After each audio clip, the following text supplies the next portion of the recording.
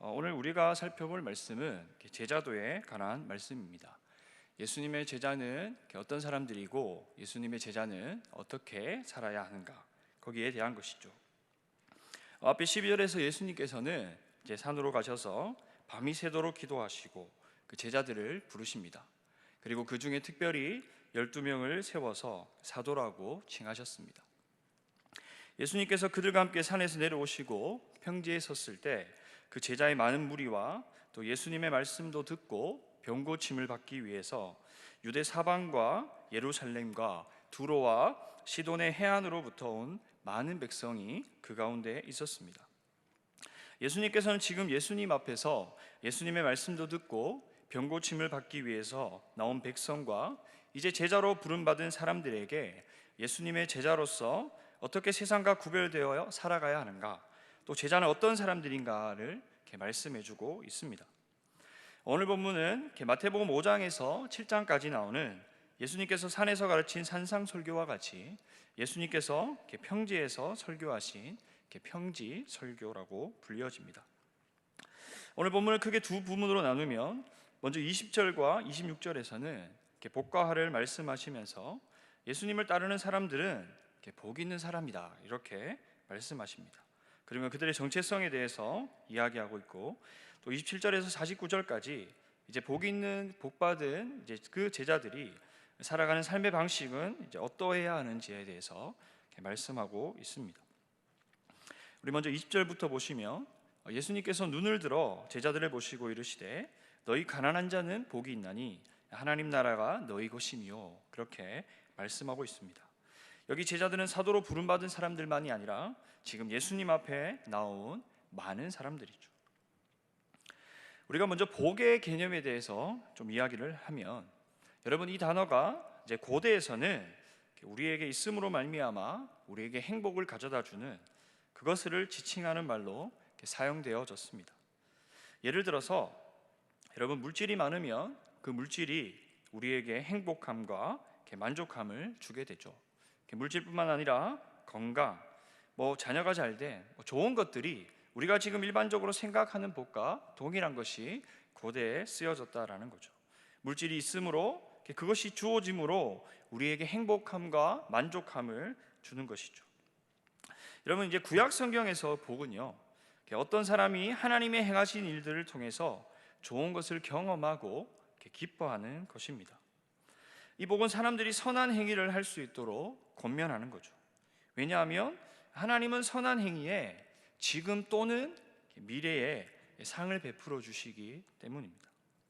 여러분, 이제 신구약 중간 시대의 복은요, 종말론적인 특징을 가지고 있습니다. 하나님이 자기 백성을 구원하실 것이다, 그렇게 약속하시면서 고난을 당하는 자가 자기 백성에게 베푸시는 그 위로를 강조하고 있다라는 거죠. 이제 현실의 그 행복이 이제 점점 미래의 행복으로 바뀌게 되는 것이죠. 여러분, 오늘 누가가 이제 언급하는 복은 현재와 미래를 다 포함하는 것입니다. 우리가 이 세상에서 어떻게 행복할 것인가, 그리고 또 내세의 미래에 우리는 어떻게 행복할 것인가. 여러분, 예수님은 현재에도 우리에게 복을 주십니다. 그리고 그 복은 완성은 마지막 때라는 거죠. 예수님을 통해서 주어지는 하나님의 약속은 이미 여기서 주어지고 시작되었습니다. 그러나 이 약속은 아직 온전히 이루어지지 않았다라는 거죠. 여러분, 오늘 이 복이 어떤 사람에게 주어집니까? 바로 가난한 자에게 주어진다라는 것이죠. 누가복음 4장 18절과 19절에서는 예수님이 설교하시는 처음 장면이 나오는데, 이미 그때부터 예수님은 가난한 자들에게 그들을 위한 복음을 선포하셨습니다. 4장 18절과 19절에 보면 이렇게 말씀합니다. 주의 성령이 내게 임하셨으니 이는 가난한 자에게 복음을 전하게 하시려고 내게 기름을 부으시고 나를 보내사 포로된 자에게 자유를, 눈먼 자에게 다시 보게 함을 전파하며 눌린 자를 자유롭게 하고 또 주의 은혜의 해를 전파하게 하려 하심이라 하였도다. 아멘. 예수님은 이사야 말씀을 인용하면서 이제 가난한 자들을 위해 내가 복음을 전하러 왔노라, 그렇게 선포하셨습니다. 여러분, 가난한 사람이라는 단어가 이제 사회적, 경제적 의미로 사용된 단어가 바로 가난입니다. 경제적으로 가난한 사람을 뜻하는 것이죠. 여러분, 다음 끼니를 어디서 구할지를 걱정해야 되는 사람이 바로 가난한 사람입니다. 그 사람들이 복이 있다, 그 사람들에게 하나님 나라가 그들의 것이다 라고 이야기하는 것입니다. 또 21절에 어떤 사람이 복이 있습니까? 지금 배고픔에 쌓여 있는 사람, 또 지금 울고 있는 사람, 그 사람은 가난하기 때문에 배고픔을 경험하고 가난하기 때문에 울 수밖에 없는 그 사람들은 복이 있다라고 이야기하고 있습니다. 여러분, 오늘 우리가 이 가난한 자, 그런데 이 가난한 자가 복이 있다라는 이 누가의 이 말이 지금 단순히 현실의 가난함만을 우리가 이야기한다고 생각해 보십시오. 여러분, 오늘 설교를 듣고 있는 우리 모두, 설교를 하고 있는 저는, 내가 예수님의 제자라고 하는 우리 모두는 우리가 가진 물질을 버려야 합니다. 왜냐하면 그래야 진정한 복된 것을 경험하기 때문이죠. 그리고 하나님 나라가 우리의 것이 됩니다. 그러나 여기서는 영적인 의미를 더하고 있는 것이죠. 여러분, 가난한 자, 이 구약 성경에서는 어떻게 사용되었냐? 바로 하나님의 도우심을 기다리며 하나님을 의지하는 경건하면서도 가난한 사람들을 가리키는 말로 사용되어졌습니다. 핵심은 하나님의 도우심을 기다리는 사람들, 하나님을 의지하는 사람들이 바로 복이 있는 가난한 사람들이라는 거죠. 여러분, 가난한 사람은 현재도 그렇고 미래에도 희망은 전혀 없어 보입니다. 가난 자체가 복은 아니지만, 그러나 가난한 가난은 사람들로 하여금 하나님을 필요로 하게 되고요, 또 하나님을 의존하게 만들기 때문에 가난한 자가 오늘 복을 받을 수 있다라는 거죠. 가난한 자뿐만 아니라 줄인 자, 우는 자도 마찬가지입니다. 여기서는 위로의 차원이 강조된 것이죠. 가난한 사람들은 자신들의 삶을 하나님 손에 맡기고 예수님의 설교와 병고침에 반응할 수 있다라는 거죠. 부자들보다 그 가능성이 높은 것입니다. 여러분, 한번 보십시오. 부자들, 이제 뒤에 이제 23절부터 화가 나오는데요, 이제 화가 있는 사람들을 향해서 예수님은 말씀하고 계십니다. 24절부터 화 있는 사람은 어떤 사람인가를 말씀합니다. 여러분, 화 있을진저 이 단어는요, 누가복음에서 예수님께서 바리새인들이나 아니면 율법 교사들에게 쏟으시는 저주입니다. 심판이 가까이 왔기 때문에 위험을 경고하는 것이죠. 화를 잇는 사람은 어떤 사람입니까? 부요한 사람, 지금 배부른 자, 그리고 지금 웃고 있는 자, 또 사람들에게 칭찬받는 사람들입니다. 여러분, 부자가 모두가 다 화를 잇는 것은 아닙니다. 모든 부자들이 어떤 특정한 사회, 경제적 그룹에 속해 있기 때문에 복을 받는 대상에서 제외되지는 않는다라는 거죠. 그러나 부자들은 하나님이 원하시는 것이나 또 다른 사람들에게는 전혀 관심을 갖지 않은 채 오직 자신의 이 세상과 자신들이 원하는 것을 소유하는 데만 초점을 맞추고 있습니다. 여러분, 또한 부자는 가난한 사람보다 하나님을 찾지 않는 경향이 많이 있습니다. 물질의 부유함 때문에 영적인 자만으로 가득 차 있다라는 거죠. 그들에겐 죄에 대한 고민도 없을 뿐만 아니라 진정한 회개도 없습니다. 그렇기 때문에 오늘 화를 입는다라는 거죠.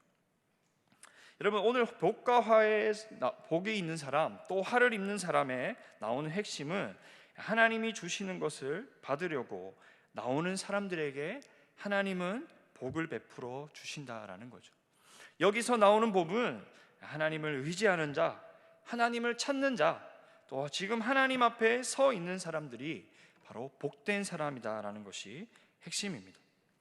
여러분, 누가복음에서 이야기하는 복은 예수님의 이름을 위해서 모든 것을 포기하고 핍박을 받는 사람들입니다. 가난을 통해서 내가 하나님이 필요하구나, 내가 정말 하나님을 의지할 수밖에 없구나, 이것을 깨닫고 또 정말 그것 때문에 하나님의 넘치는 사랑과 구원의 기쁨을 받은 사람들, 그 사람들이 바로 복된 사람이다라는 거죠. 여러분, 부자는 하나님을 찾지 않으니 하나님에 대한 관심이 전혀 없습니다. 그러니 이제 이미 왔지만 아직 다가오지 않은 그 하나님의 나라에 대해서는 그들이 들어갈 수가 없게 되죠. 왜냐하면 관심이 없기 때문에. 그렇기 때문에 화가 주어지게 되는 겁니다. 미래에 올 그 복, 지금 현재 하나님이 주실 수 있는 그 복보다 여전히 이 땅에서만 관심을 가지기 때문에 화를 입을 수밖에 없다라는 거죠. 이 세상의 성취 때문에 웃고 즐기고 또 사람들에게 그 많은 칭찬을 받으나 하나님 나라를 사모하지도 않습니다. 그러나 이 세대가 약속한 보상을 거절하고 여전히 이 세상의 위협에 굴복하지 않는 자, 그들에게 바로 예수님의 소식이 오늘 복된 소식이 된다라는 거죠. 여러분, 복이 무엇입니까? 바로 하나님을 전적으로 의지하고 하나님 앞에 이렇게 반응하는 것, 그것이 바로 복입니다. 하나님을 의존하며 살아가는 것이 하나님 나라의 본질입니다. 또한 예수님 자체가 복이 되는 거죠. 다른 어떤 상황과 환경이 아니라 바로 예수님의 그 임재가 바로 복된 것입니다. 예수님과 함께하는 것이 바로 복이 된다라는 거죠. 지금 예수님의 말씀을 들으러 나온 사람들, 예수님의 초청에 반응한 사람들, 예수님을 의지하는 사람들, 그 사람들이 바로 복된 사람입니다. 여러분, 오늘 예배 자리에 나오는 우리가 바로 복된 사람이죠. 예수님을 의지하고 예수님 앞에 나오는 사람.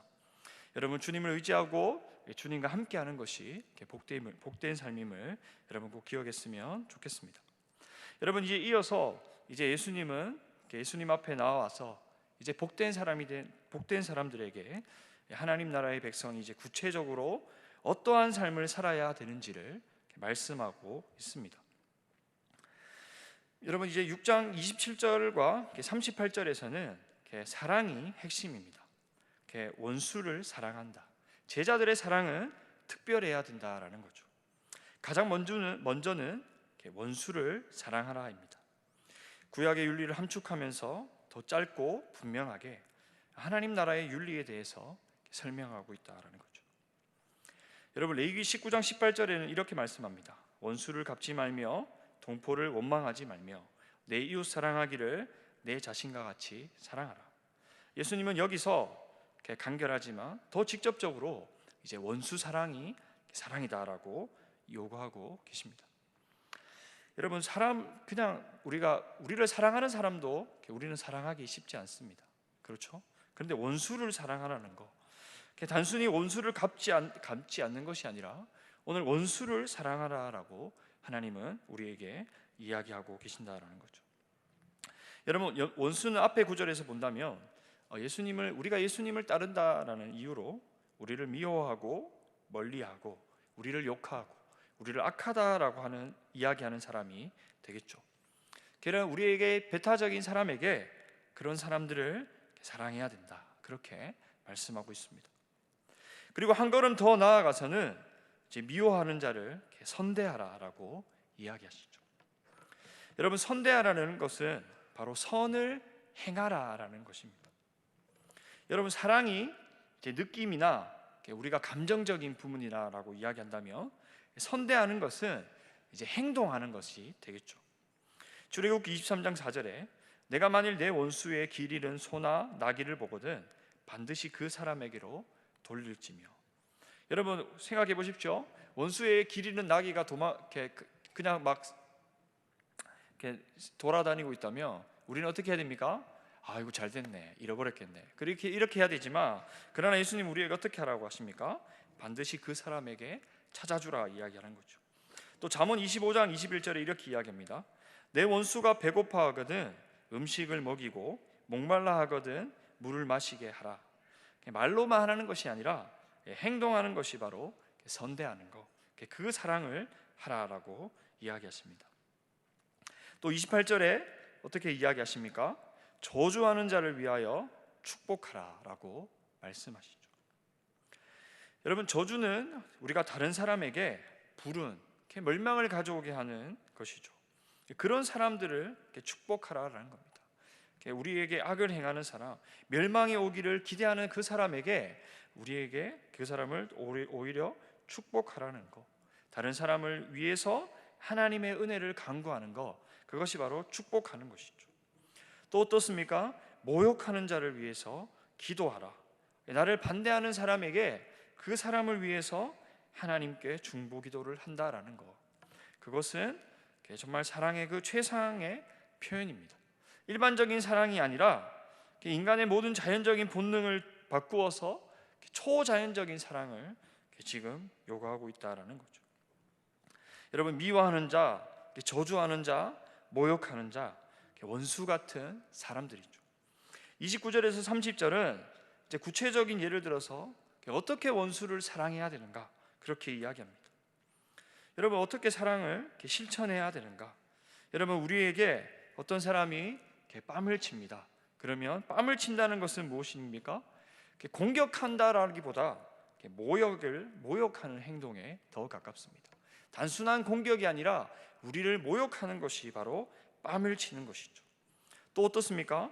겉옷을 빼앗는 사람에게 자기가 가진 속옷까지 내어주라라고 이야기하죠. 여러분, 겉옷을 빼앗는다라는 것은 사람의 그 기본적인 의식주를 범하는 것입니다. 율법에 의하면 한 사람의 겉옷은 해가 지도록 전당 잡을 수가 없었습니다.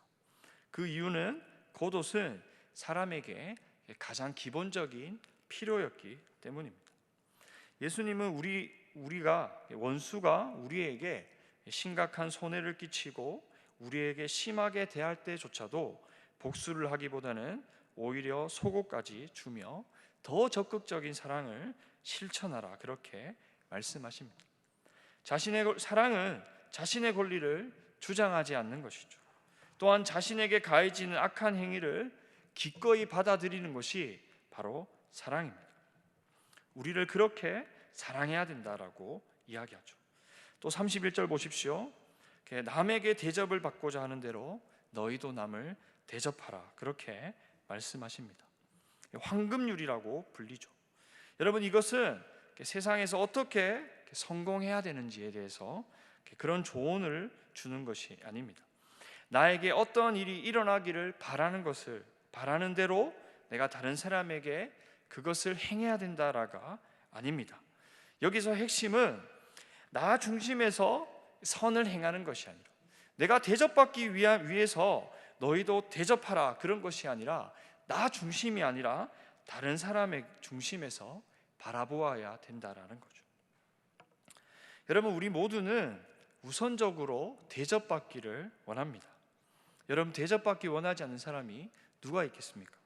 그런 것처럼 우리는 다른 사람들을 내가 바라는 만큼 상대방도 바랄 것이기 때문에 내 입장만 고집하는 것이 아니라 상대방의 입장을 생각해서 배려하는 것, 또 용서받고 싶은 만큼 우리가 용서하는 것, 또 정죄를 당하지 않으려면 정죄해서는 되지 않는다라는 거죠. 32절부터 이 세 가지, 황금률의 세 가지 예를 말씀하고 있습니다. 여기서 죄인들과 비교하면서 또 대조하면서 예수님의 제자가 세상의 윤리보다, 예수님의 제자가 가지는 윤리는 세상의 윤리보다 훨씬 더 탁월해야 된다는 것을 강조합니다. 여러분, 죄인들도 자기를 사랑하는 자를 사랑하게 되죠. 또한 죄인들도 자기를 선대하는 자를 선대합니다. 또한 되돌려받기를 바라면서 구워준다라는 거죠. 그러나 하나님 나라의 백성은 자기를 사랑하지 않는 자, 오히려 자기에게 원수 같은 자를 사랑해야 된다라는 거죠. 선대하지 않는 사람들조차 선대해야 되는 것, 또한 돌려받을 수 없을지라도 구워 주어야 된다라고 이야기하고 있습니다. 왜 그렇게 해야 되겠습니까?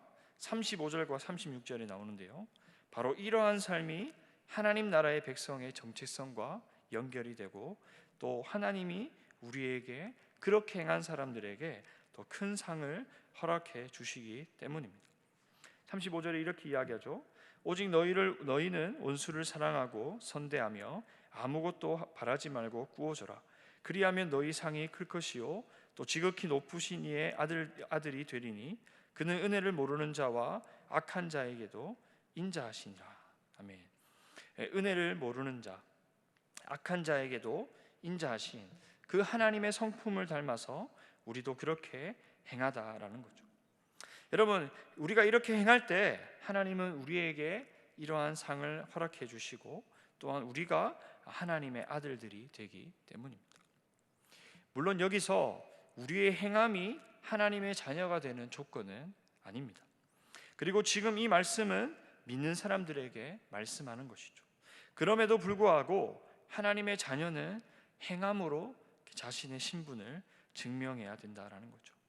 은혜를 모르는 자, 하나님의 은혜를 받았지만 감사한 줄 모르는 자에게 여전히 은혜로우시는 그분을 닮아서 우리 또한 그렇게 은혜를 끼쳐야 된다라는 거죠. 그리고 36절에 하나님의 자비로우심과 같이 다른 사람들에게 자비를 베풀어라, 그렇게 말씀하고 있습니다. 구약에서 우리는 자비로우신 하나님을 대해서 많이 만날 수가 있다라는 거죠. 이스라엘 백성들이 경험한 것이 바로 하나님의 자비입니다. 범죄함에도 불구하고 계속해서 베풀어 주시는 은혜다라는 거죠. 여러분, 37절과 38절에는 이제 비판하지 말고 용서해야 되는 것. 우리가 왜 비판하지 말아야 합니까? 이것은 하나님의 영역이기 때문입니다. 우리가 선악은 분별해야 되지만 우리가 다른 사람을 정죄하고 비판하는 거 당연히 피해야 됩니다. 왜냐하면 사람을 정죄하고 심판하시는 거 하나님의 영역이기 때문이죠. 바울은 심판을 하나님께 맡기고 원수가 줄이거든 먹이고 목마르거든 마시게 하라, 그렇게 권면하고 있습니다. 물론 우리가 공적인 영역에서 잘못한 사람을 판단하고 징계하는 거 필요합니다. 그러나 오늘 본문에서 이야기하는 것은 사적인 영역, 개인적인 영역이죠. 개인적으로 우리는 원수를 갚거나 심판하지 말아야 합니다. 38절에는 주는 자가 받을 복에 대해서 말씀하죠. 그렇게 행할 때 후히 주는 자에게 하나님은 풍성하게 갚아주신다라고 이야기한다라는 거죠. 여러분, 오늘 27절과 38절에서 나오는 그 계속해서 원리는 원수 사랑이라는 한 가지의 주제로 우리가 묶을 수 있습니다. 여러분, 원수를 사랑하는 것은 하나님을 성품을 담는 것이고, 원수를 사랑하는 것은 황금률을 실천하는 것이고, 그리고 다른 사람을 비판하지 않고 너그럽게 베푸는 것은 원수 사랑의 실천입니다. 여러분, 사랑은 자신의 권리를 주장하지 않습니다. 또 자신에게 가해지는 악한 행위를 기꺼이 받아들이는 것이죠. 왜 우리가 이렇게 사랑해야 됩니까? 예수님이 우리를 사랑해 주셨기 때문입니다. 여러분, 사랑받을 자격이 있는 자에게 베푸는 것은 어떤 의미에서는 사랑이 아니다라는 거죠. 우리가 할 사랑은 하나님이 예수님을 통해서 우리에게 베풀어 주신 방식, 그 사랑을 해야 합니다. 이 세상에도 볼 수도 없는, 상상할 수도 없는 사랑이다라는 것이죠. 자격 없는 자에게 베풀어 주시는, 거절한 자에게 자신을 내어 주심으로 사랑해 주시는 그 사랑을 우리도 닮아야 합니다.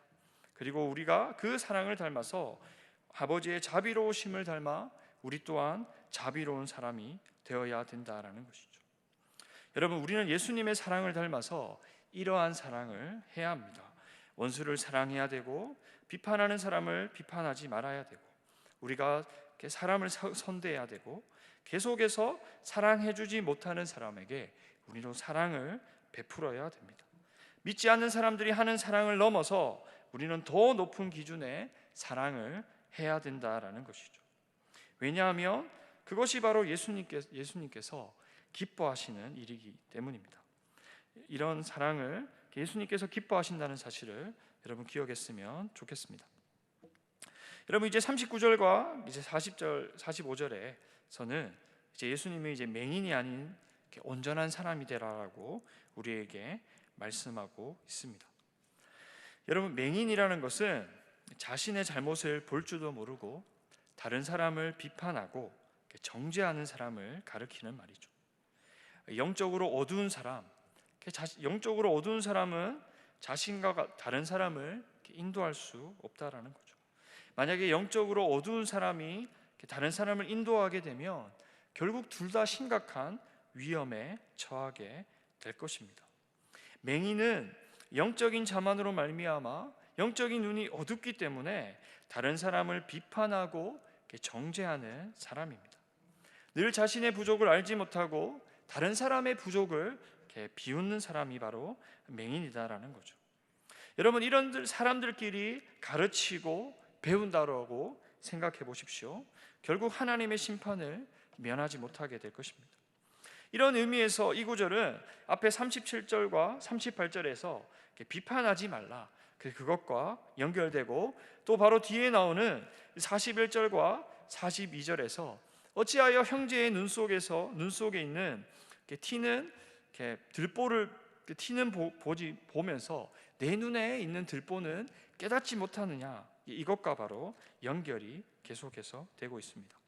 두 부분 다 영적인 자만심으로 다른 사람을 내가 비판하는 사람, 또 자기 의로 가득 차서 다른 사람을 정죄하는 사람, 거기에 대해서 이야기해주고 있기 때문입니다. 여러분, 그러므로 우리가 영적인 어두움과 자만심에서 벗어나기 위해서는 영적으로 깨어있는 온전한 선생을 만나야 하죠. 제자는 선생보다 높지 못합니다. 그는 선생을 따라가며 배우는 사람이 되어야 된다는 거죠.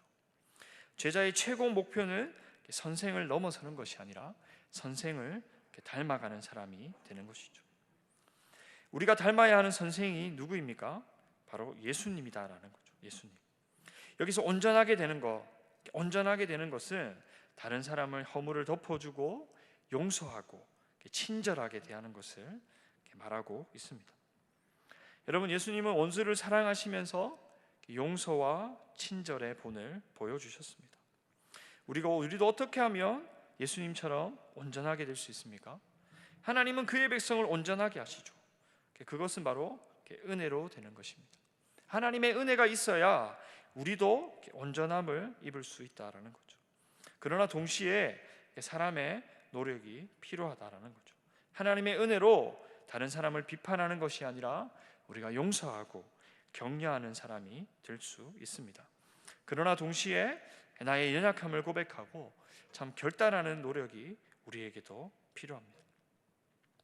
여러분, 이어서 이제 41절과 42절은 자신에게 굉장히 큰 죄가 있음에도 불구하고 다른 사람의 사소한 잘못에 민감하게 반응하는 사람, 그 사람의 행위를 예수님을 지적하고 계십니다. 여기서 예수님의 말씀의 요지는 먼저 자신을 돌아보다라는 거죠. 다른 사람의 눈에 있는 것을 볼 것이 아니라 너 자신을 먼저 돌아보라라는 거죠. 다른 사람을 비판하기 전에 너 자신을 먼저 돌아봐야 된다라는 거죠.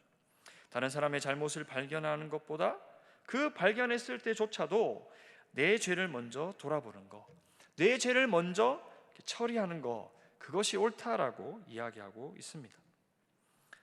여러분, 눈에 들보가 있다라고 생각해 보십시오. 눈에 들보가 있으면 제대로 보지 못하게 되는 것이죠. 내 눈에 들보를 제거하면 우리는 제대로 된 시각을 가지고 상대방을 볼 수 있습니다. 여러분, 아주 작은 티라도 내 눈에 들어오면 그것이 바로 내 눈동자 가까이 있기 때문에 굉장히 크게 보입니다. 들보처럼 보인다라는 거죠. 우리 여기서 말하는 것은 함부로 남을 비판하기 전에 우리를 먼저 돌아보라, 자기 자신을 먼저 돌아보라라고 이렇게 이야기하고 있습니다. 또 43절과 45절에서는 좋은 열매 맺는 나무가 되라라고 이야기하시죠. 마태복음 7장 15절에서 20절은 이 비유는 거짓 선지자들을 조심하라라는 문맥에서 사용되어졌습니다. 아무리 화려한 말이나 논리적인 언변이 있다라고 할지라도 그들의 삶의 열매를 보면 그들이 어떠한지를 알 수 있죠. 그 비유를 하시면서 마태복음에서 예수님은 열매를 보고 거짓 선지자를 조심하라, 그렇게 이야기하셨습니다. 오늘 누가복음은 개인적인 적용에 초점을 좀 더 맞추었습니다. 자신을 돌아보는 것을 위해서 나무와 열매 비유를 사용하고 있다라는 거죠. 사람이 먹기에 적합한 열매는 어떤 열매입니까? 그런 적합한 열매 맺기를 맺도록 되어 있는 나무에서만 나타나는 것이죠. 그 열매를 보면 그 나무가 무엇인지를 알 수 있습니다. 여러분, 열매 맺는 그 이야기에서 마지막 45절에 보면 이렇게 이야기합니다. 선한 사람은 마음에 쌓은 선에서 선을 내고 악한 자는 그 쌓은 악에서 악을 내나니 이는 마음에 가득한 것을 입으로 말함이라. 여러분, 말의 중요성에 대해서 또 이야기하고 있습니다. 사람의 입으로 나온 사람의 마음에서 입으로 말이 나오기 때문에 그 말을 보고 그 사람의 마음을 알 수 있다라는 거죠. 마음에 선한 것이 쌓여 있으면 그 선한 것을 뱉겠지만 마음에 악한 것이 있다면 우리의 말은 악한 것을 내뱉을 수밖에 없다라는 거죠. 여러분, 앞에 41절과 42절에서 또 연결될 수 있습니다. 여러분, 생각해 보십시오. 다른 사람에 대한 미움이나 시기나 그것들이 마음속에 우리가 가득하게 있다면 여러분, 우리의 입에서는 비판이나 정죄의 말이 나오게 됩니다. 그러나 다른 사람에 대한 사랑이나 용서의 마음이 있다라고 이야기한다면 우리의 입에서는 격려와 화해와 그런 말들이 나온다라는 거죠. 그러므로 무엇보다 여기서 이야기하는 것은 너의 마음을 잘 다스리는 것이 중요하다라고 이야기하죠. 우리의 마음에 선이 있다면 우리는 그것을 잘 간직해야 되고, 우리 마음에 혹시 악이 있다면 그것을 제거해야 된다라고 하는 것이죠. 마음속에 있는 악을 회개하고 그 회개에 합당한 열매를 맺는 것이 중요한 것입니다. 마지막으로 46절과 49절에서는 예수님은 듣고 행하는 사람이 되라라고 이야기합니다. 예수님은 자신을 따르는 자들이 이제 말과 행동을 일치시키기를 주문하십니다. 먼저 예수님을 주님으로 부르는 자들에게 말씀합니다. 너희는 나를 불러 주여 주여 하면서도 어찌하여 내가 말하는 것을 행하지 아니하느냐. 여러분, 주라는 말은 선생님 혹은 선지자, 그런 존경의 마음을 담아서 높여드리는 표현이죠. 예수님을 그렇게 존경하면서 그의 말씀에 순종하지 않는 것에 대한 지적을 오늘 하고 계시는 것입니다. 말과 행동이 일치하는 사람에 대해서 이어서 이야기하시죠. 예수님의 말씀을 들을 뿐만 아니라 그 말씀을 지켜 순종하는 것은 집을 지을 때 그 주추를 반석 위에 놓는 것과 같다라고 이야기하십니다. 우리가 주추를 놓기 위해서는 땅을 파고 반석을 놓아야 합니다. 이렇게 반석 위에 주추를 놓고 집을 짓는 거 번거롭고 많은 노력이 필요하고 많은 시간이 듭니다. 그러나 이런 수고는 탕류가 그 집에 부딪힐 때 드러나게 되는 것이죠. 여러분, 탕류라는 것은 지금 우리로 한다라고 이야기하면 좀 우리에게 의미는 바로 우리가 신앙생활을 하는 동안 우리가 경험할 수 있는 다양한 시험과 환난에 대해서 이야기하는 것이죠. 인생의 여러 가지 어려움 속에서도 신앙의 기초가 튼튼한 사람은 그의 모든 역경에 대해서 담대히 이길 수 있다. 그래서 신앙생활에서 우리가 승리를 하려면 어떻게 해야 되느냐? 말씀을 듣고 행하면서 신앙의 기초를 튼튼히 해야 된다. 그렇게 이야기를 하고 있습니다. 한편 예수님의 말씀을 듣고 순종하지 않는 것, 주추 없이 집을 흙 위에 짓는 것과 같다. 집을 짓기는 쉬울지라도 탕류가 오면 심각한 피해가 발생하는 것이죠. 어려움이 찾아오면 그 기초가 약하기 때문에 쉽게 무너질 수밖에 없다라는 거죠. 여러분, 우리가 예수님을 주로 고백하는 것, 이것은 무엇이냐? 나는 주님의 종으로서 그분의 명령에 절대 복종하겠다. 내가 그냥 실천하지 않은 채 입술로만 주여 주여 그렇게 고백하는 것은 하나님과 사람을 속이는 나쁜 열매가 되는 것이죠. 당장에는 인정을 받을지 몰라도, 당장에 또 칭송을 받을지는 몰라도 고난이 닥치면 금세 예수님을 부인하는 그런 공허한 믿음이 될 것이고 거짓 믿음이다라는 사실을 꼭 기억하시기 바랍니다. 여러분, 말씀을 정리하면서 여러분, 복 있는 사람이 어떤 사람인가에 대해서 이야기하십니다. 지금 예수님 앞에 나온 사람들, 예수님의 그 제자, 예수님 앞에 나오는 사람들, 예수님을 의지하고 기대하는 사람들, 그 사람들은 바로 복 있는 사람이다라는 거죠. 또 복 있는 사람은, 그 복 받은 사람은 어떻게 살아가야 하는가? 일반적인 사랑을 넘어서 원수를 사랑해야 되는 것. 또 하나님께서 원수된 우리를 사랑하신 것처럼 그 사랑을 우리도 닮아가야 합니다. 또한 듣고 행하는 사람이 되어야 된다라는 거죠. 진짜 제자라고 내가 고백한다면 말보다는 행동으로 나타나야 합니다. 예수님을 주로 고백한다는 거, 나는 주님의 종으로서 그분의 명령에 내가 절대 복종하겠습니다, 그 뜻이라는 것을 여러분 기억하고 오늘도 행함으로 선한 열매 맺는 사람들이 되기를 주님의 이름으로 간절히 축원합니다.